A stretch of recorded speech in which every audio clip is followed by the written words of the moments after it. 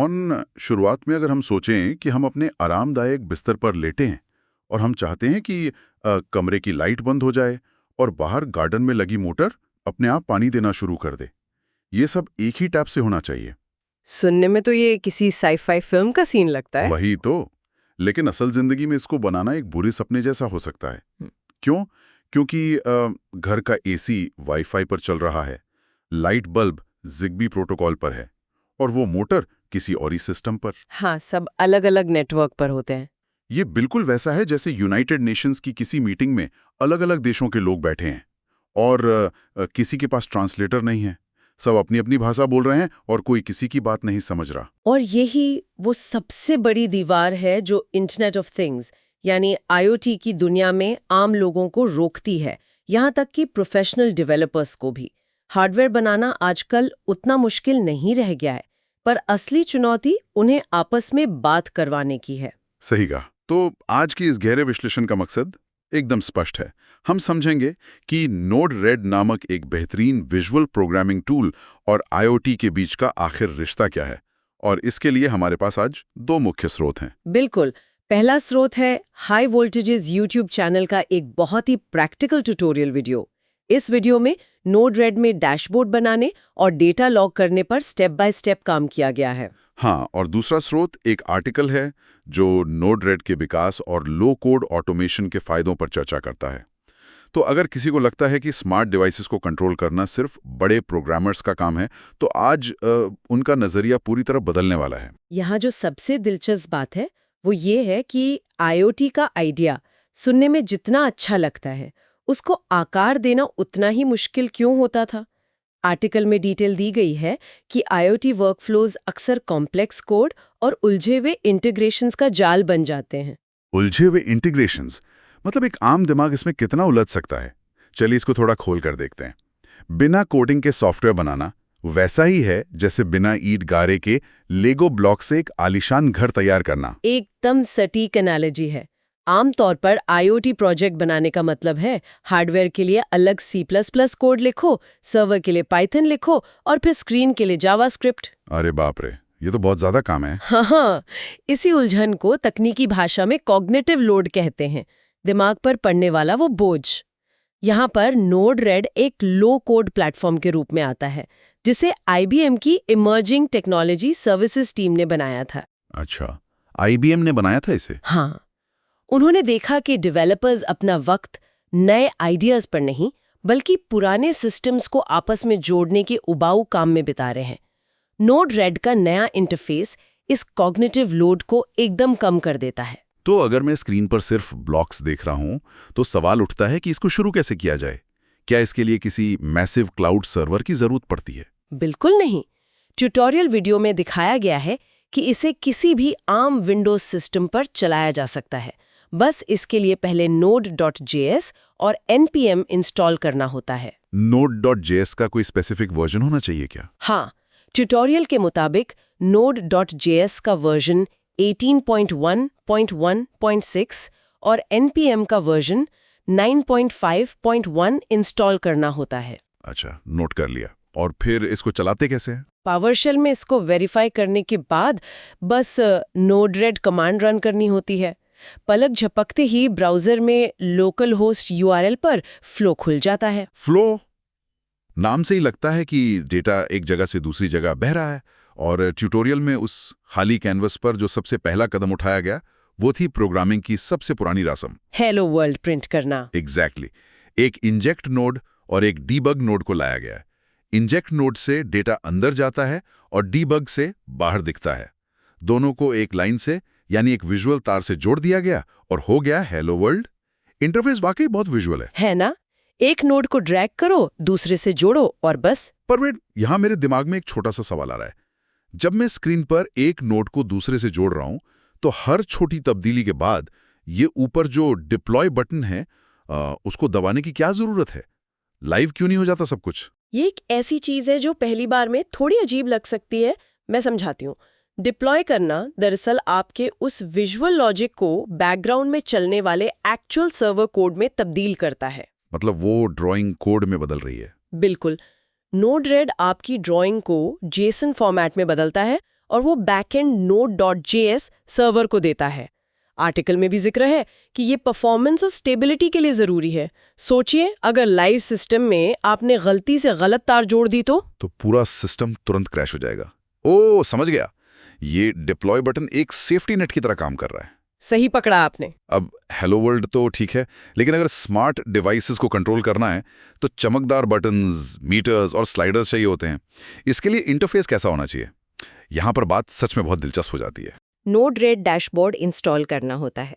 Palette, जैसे एक painter की रंगों की प्लेट होती है। वाह, मैंने देखा कि कैसे सिर्फ प्रॉपर्टीज चेंज करके विजुअल एलिमेंट्स बनाए जाते हैं। जैसे एक टेम्परेचर गेज लाया गया और उसकी रेंज -20 से 60 डिग्री सेल्सियस सेट कर दी। हाँ, और एक ह्यूमिडिटी गेज भी जिसका रेंज 0 से 100% सेट किया गया। इसके अलावा चार्ट्स बनाए गए। और एक एलईडी स्विच भी था जिसमें ऑन और ऑफ का पेलोड था। एक सर्वो मोटर स्लाइडर लगाया गया जिसमें 0 से 180 डिग्री की लिमिट थी। और सबसे आकर्षक एक नियो पिक्सल कलर पिकर। और इन सबको एक ही ग्रुप में रख दिया जिसका नाम था आर डैशबोर्ड। और सबसे मजेदार बात यह है कि इसमें एक भी लाइन HTML या CSS की नहीं लिखनी पड़ी। यही वो प्रोडक्टिविटी गेन्स हैं जिनकी बात आर्टिकल बार बार करता है। घंटों का काम मिनटों में हो रहा है। बिल्कुल, डेवलपर्स को UI डिजाइन करने में अपना वक्त बर्बाद नहीं करना पड़ता, जिससे रैपिड प्रोटोटाइपिंग और टाइम टू मार्केट में बेपनाह तेजी आती है। डैशबोर्ड तो बन गया, पर ये स्क्रीन वाले बटन्स और स्लाइडर्स एक्चुअल हार्डवेयर से बात कैसे करेंगे? यहाँ आती है MQTT प्रोटोकॉल की एंट्री। हाँ, MQTT IoT का नर्वस सिस्टम है। ट्यूटोरियल में दिखाया गया है कि वोक्वी सिम्युलेटर में एक ESP32 कनेक्ट किया गया है। वोक्वी सिम्युलेटर, ये वही है ना जहाँ हार्डवेयर को वर्चुअल एनवायरनमेंट में टेस्ट करते हैं? ESP32 यानी वो छोटी सी वाईफाई चिप। सही कहा। अब Node-RED में MQTT आउट नोड का इस्तेमाल करके मैसेजेस पब्लिश किए जाते हैं। ये थोड़ा रेडियो फ्रीक्वेंसी जैसा काम करता है। LED के लिए लाइट्स टॉपिक, सर्वो के लिए सर्वो टॉपिक और नियो पिक्सल के लिए लाइट/नियो पिक्सल टॉपिक पर डेटा भेजा जाता है।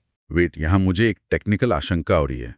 ये ऑन या ऑफ भेजना तो आसान है, पर कलर पिकर तो अजीब सा हेक्स या स्ट्रिंग डेटा देता होगा।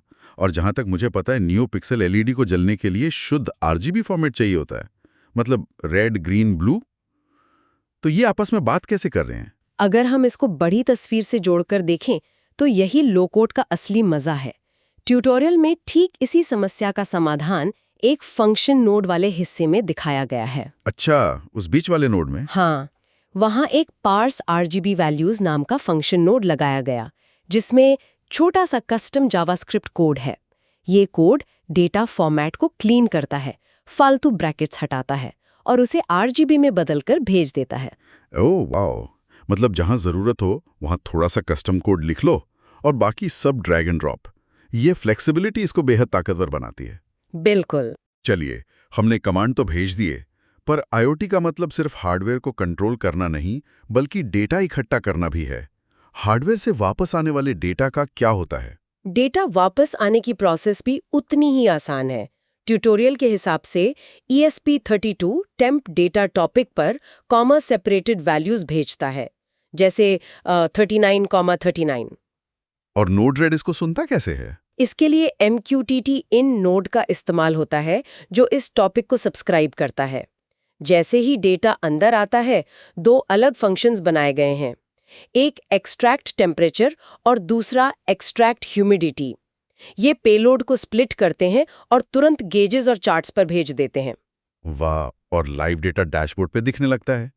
पर एक और स्टेप था वहां।